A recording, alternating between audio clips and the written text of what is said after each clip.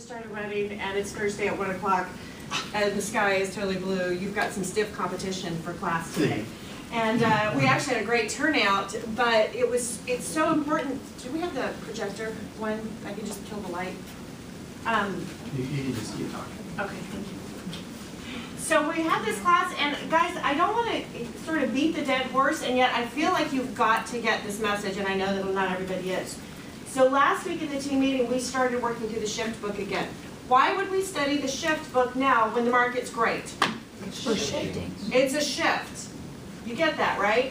Doesn't matter whether it's shifting up or down. I did that backwards. Up or down. It's still a shift.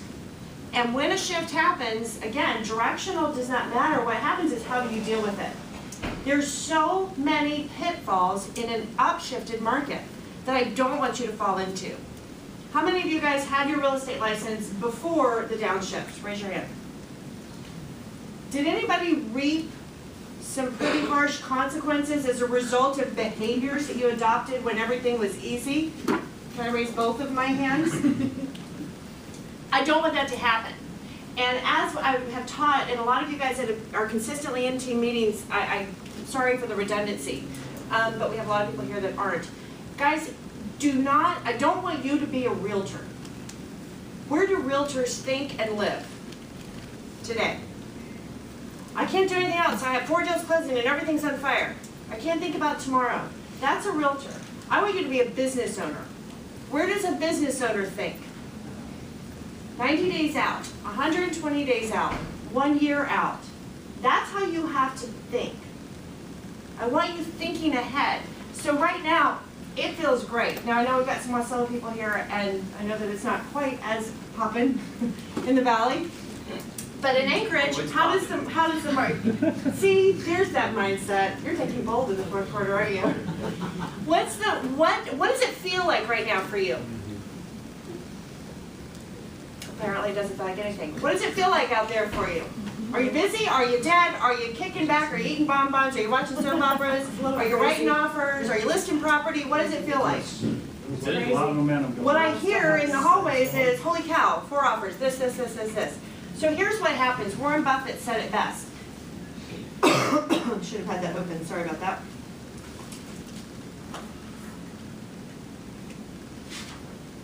The seeds of failure are usually sown during the times of success.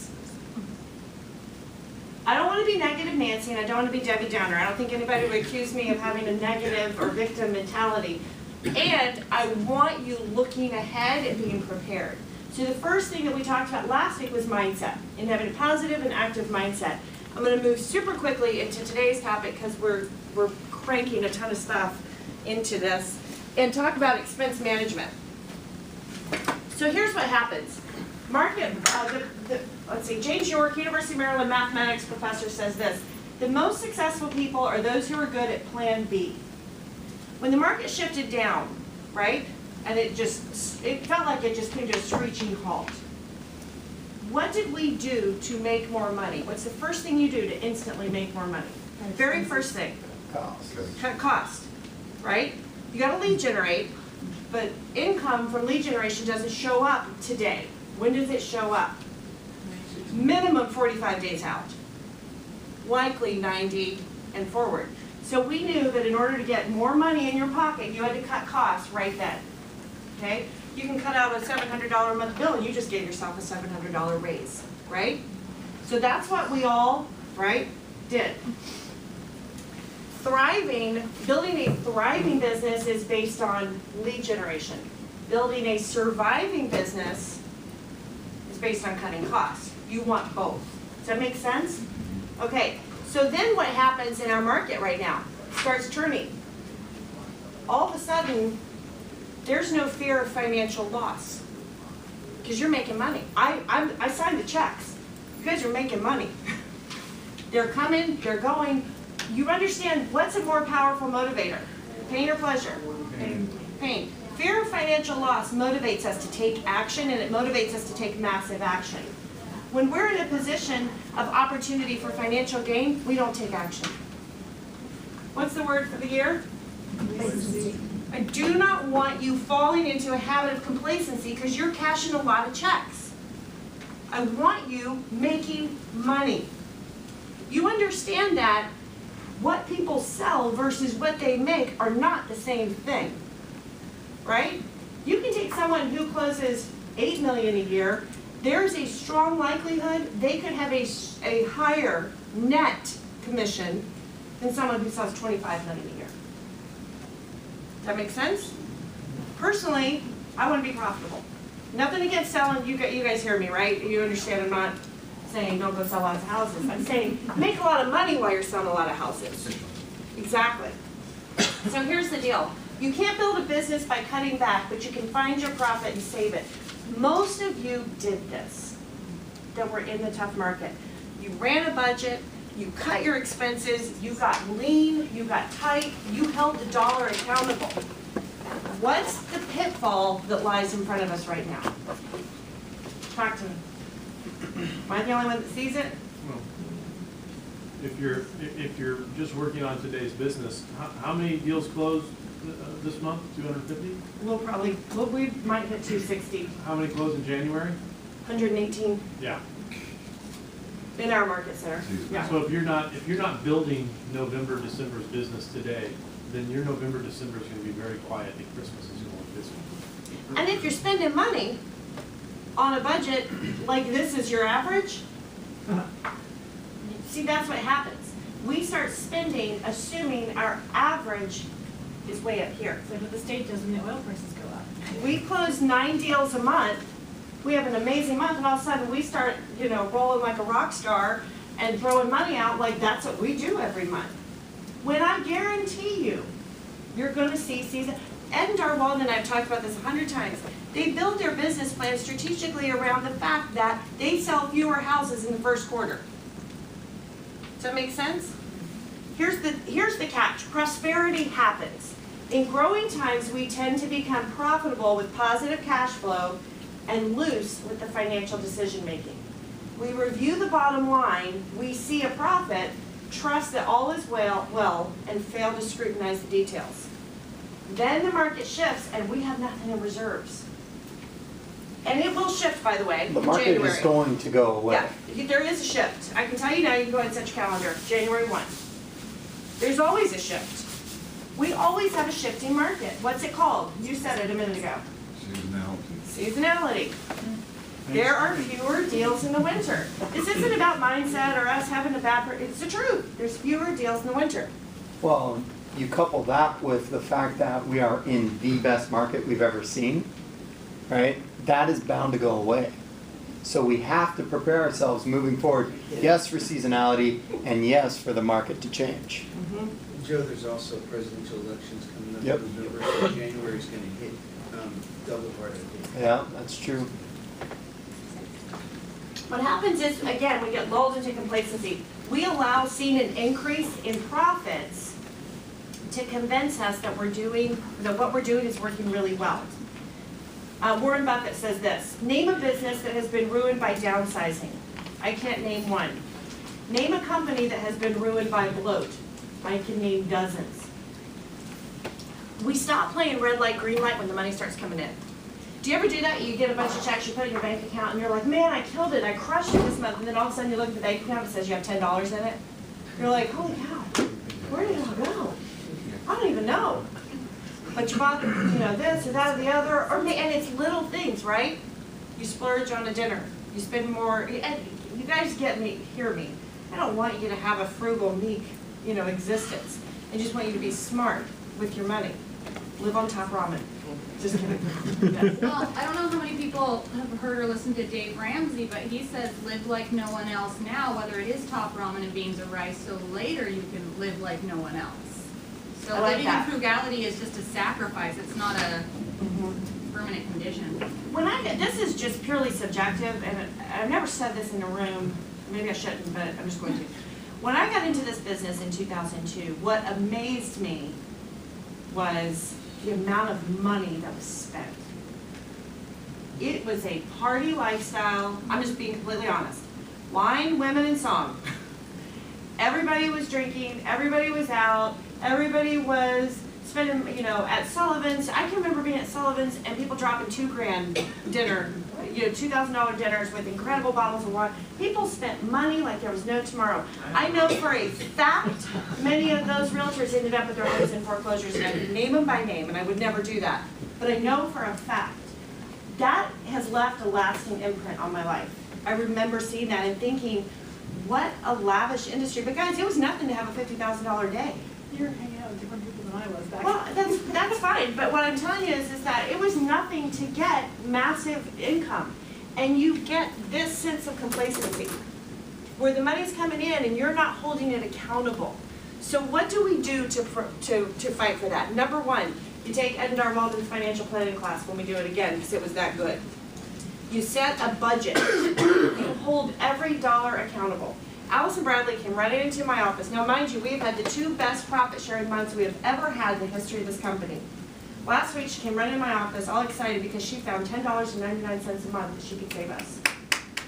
And then, now here's the funny thing. We all kind of like, oh, wow, $10 a month, that's great. Times 12 is 120. Then a few days later, she came in and said, we just got $59.99 on the top producer. $60 where we apparently have been paying to send top producer updates to Cody Gibson's BlackBerry. That doesn't exist and hasn't for years. $60 times 12 is how much? 720. 20. Plus 120? Yeah, 840. Okay, now then she came in a few days later and realized that we've got some phones in Eagle River that people say are their desk lines that haven't used it in years. Don't want it. Don't even know they have it. Don't care. How much a month? $50 a month?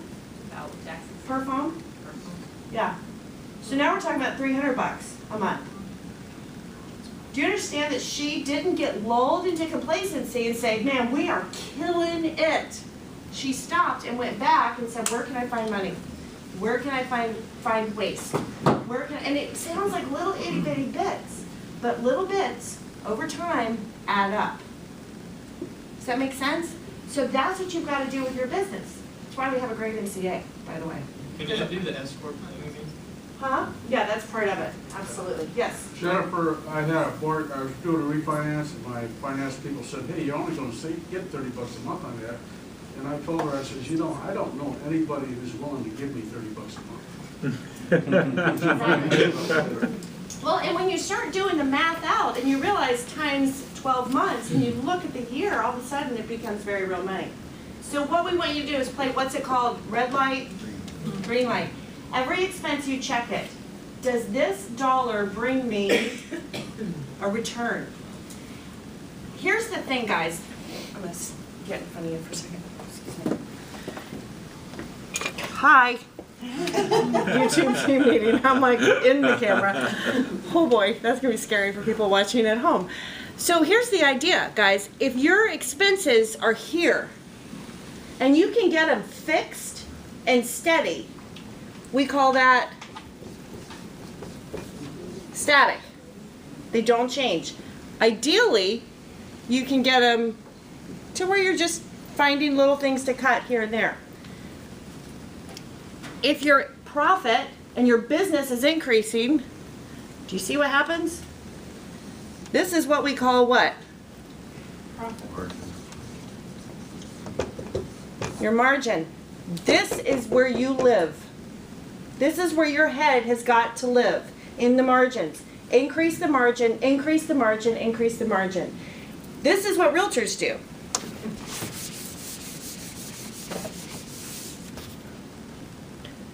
Market gets hot, everything goes up. Expenses go right with it. Are they making any more money? Are they selling more houses?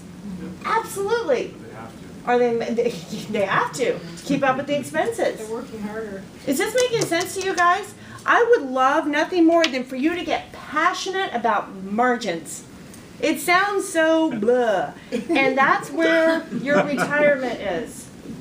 That's where your ability to build a business and get out of it at a reasonable age. And go travel and see your grandkids and do all that great stuff. That's where that ability lies, is in the margins. You know, there's so much money to waste in this business because all our phones all explode with these people trying to sell you the next best gimmick. I tell you one thing that's been extremely effective for me, I absolutely refuse to sign long-term contracts on anything. Right. And in fact, they say, well, no, that's all no, they won't. They will give you a small, you know, So ask the 30 question. days, you've Push got to them. say and say, no, well, then you know what, then you've got to prove it. And I tell them straightforward, I red light, green light of expenses, and if you're not within my bracket and you don't perform within 60 days, you're gone. Well, look at like DocuSign, for example. A lot of people have to sign a year contract. You're paid double for it right now. It's not a ton of money. It's 20 bucks a month for DocuSign? But you're paying you're paying your EDGE fee, which has it for you already, so you're just having to kind of wait out the contract. Whereas if you took the initiative and maybe pushed them and said, I want a month-to-month contract, or a 6-month contract, or a 3-month contract, and I just use that one as an example, on whatever newest gimmick or product, and I don't mean that in a bad way. Well, there's other ways around that. I mean, you use DocuSign Limited, and you use Dropbox, and they get Dropbox and sign new subscribers, and every time you get a new person to sign up on Dropbox, you get more storage, and you just gotta get smart with it. Pretty soon We're you not as big realize. as Kevin though either. He's a big guy. It's physically. This is true. There's some physical imposition that exists. And if you've ever seen him at the gym, it's even more imposing, trust me. I've hit him with a racquetball going like 90 miles an hour. Oh, Saw his angry eyes. Heater in the chest will bring it out every time. Somebody, Nani, you had something. Just to go on like all the phone calls that we get, I mean, I think we get one almost daily in our office, and basically, it's just looking at your margin. We sit down and we set our budget at the end of the year, like in October, I think, you know, we try to set it in October, sometimes it pushes into November. But then I just tell everybody that called, I'm sorry, if you want my business, you call me next year in October, because that's when I set my marketing budget. Otherwise, I don't have anything else to do right now because it's set for the year. And then it's done. And if they really want to, they'll call you back and they'll have some other cool gimmick in that time. And hear me, there's nothing wrong with spending money. You have to spend some money to make some money. Just hold it accountable. Don't spend money on something. $60 on a top producer subscription to a BlackBerry that doesn't exist is not spending money to make money. That's flushing $60 down a toilet, is what it is. These people that call you every day, if it's a reputable company, say Dave Ramsey or somebody else, they're going to get paid at closing.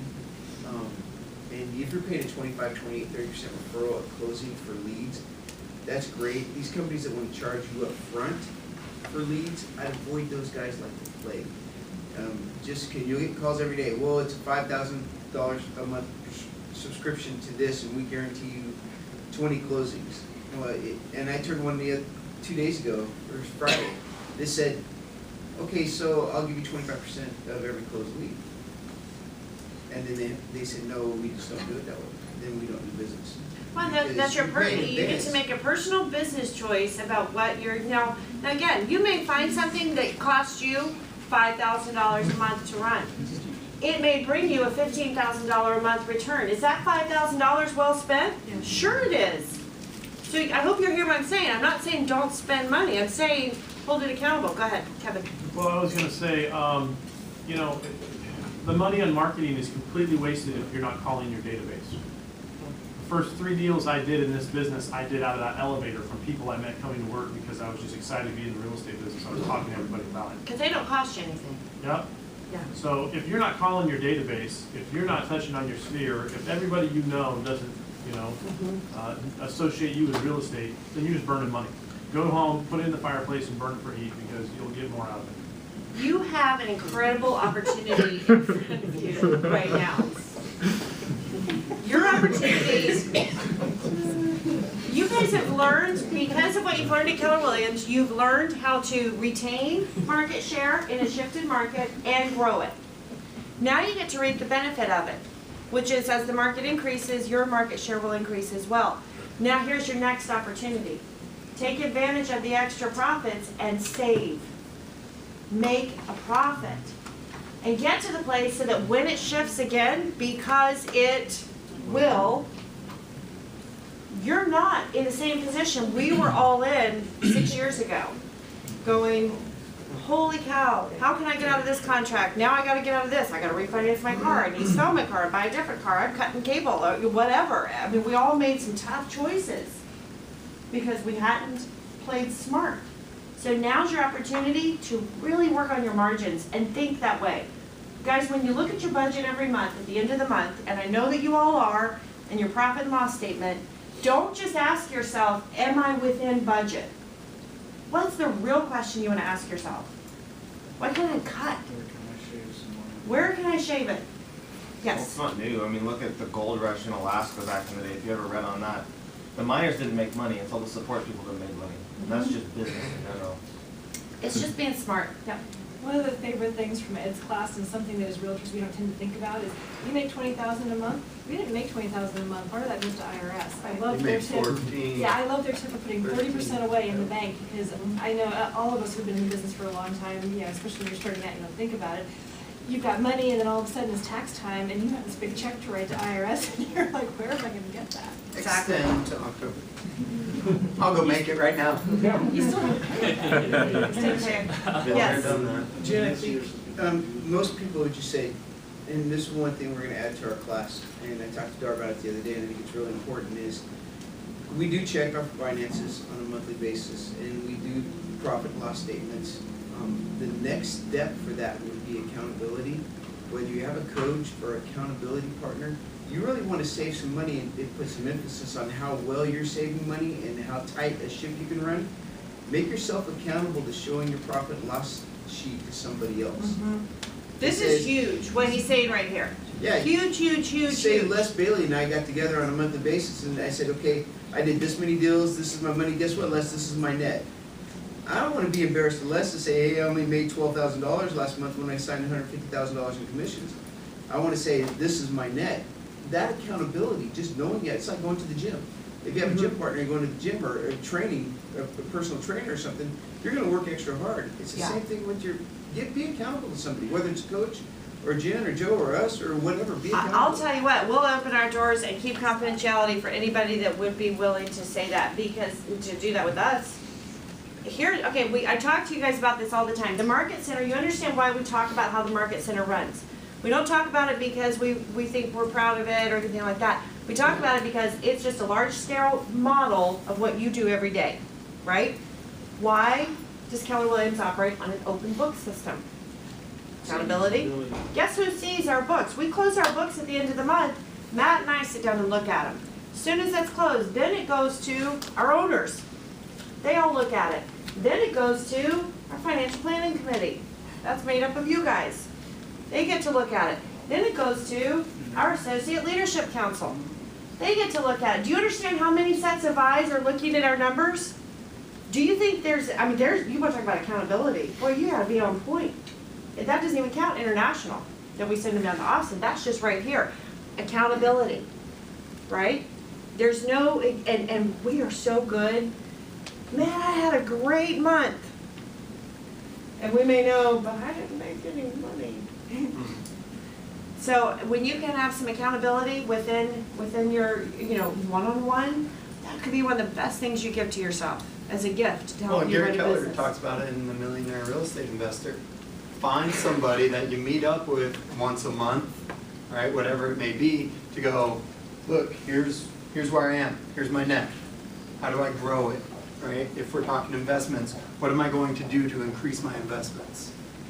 And find that accountability, because it's a huge piece of it. I want you guys so in the driver's seat for the next year and making money. Yeah, we don't open a business to not make money. There's a reason you take all the risks. What was it Sean Rawls said? Being a realtor is like driving 150 miles an hour on a motorcycle with no crash helmet every single day to work. That's the kind of risk y'all take doing this business, because you have no guarantee of getting paid. You have no guarantee that you're going to make anything. And what you're rewarded for that entrepreneurial spirit and for that risk taking. So that's why we're hammering you on expense management and being smart. Don't just do it when it shifts down. Do it now and increase those margins. Any thoughts or ahas or questions, comments? Is that helpful information for you? Does it push you a little bit? Does it push you to think a little bit? Good. Okay. So, kind of funny situation today. The last little thing we want to do, and I need your help. Has anyone not met Selena at our front desk? Sweet Selena, I need to tell you a story about how if you haven't heard, how we came across Selena. I decided, when you guys list a house, we tell you to look at the actives, right? And see what you're competing against so you position yourself correctly.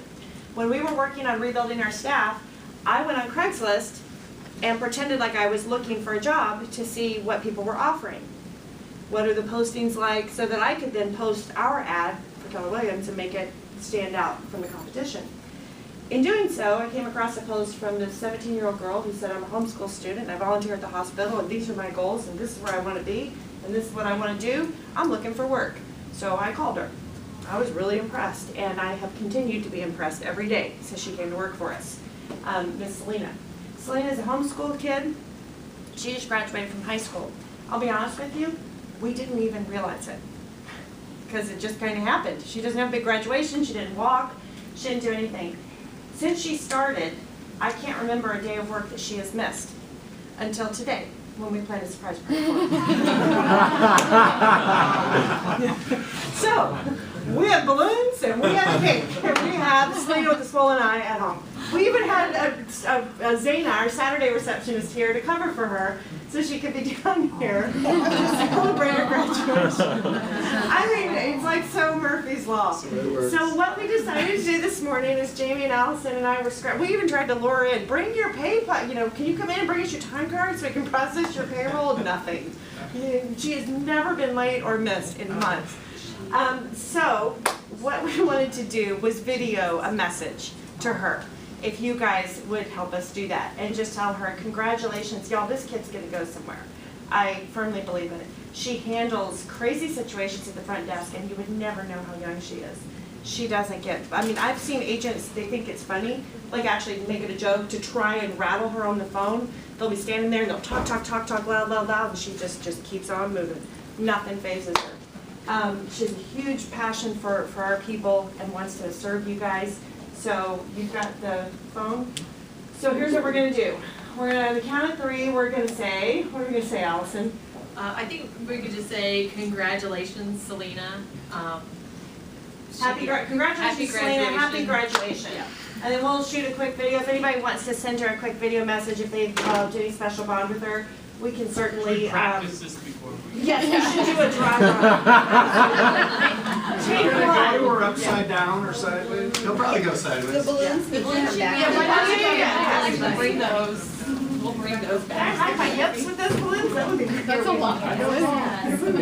Yeah. Touch it to launch so that it's in the room. There we go. How did she miss it? How does that happen? That's all I want to know. Are you gonna take the cake too? Oh yeah, here, I'll get that. That's a good idea. Hang on.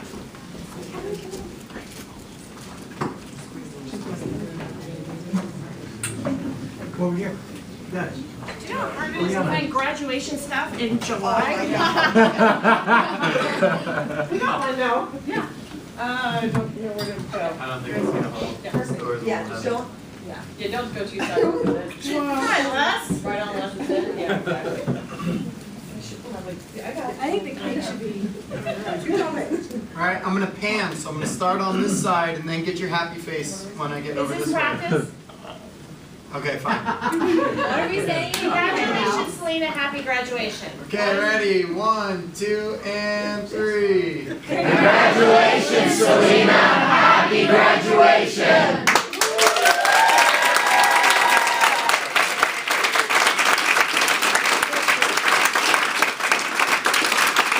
I think that was perfect. You got it? Hey guys, I'm sorry, Les. There's food and apparently graduation cake available for you. Come hang out and meet you. Somebody say Selena. I know, right? Poor Selena. Yes, Jordan!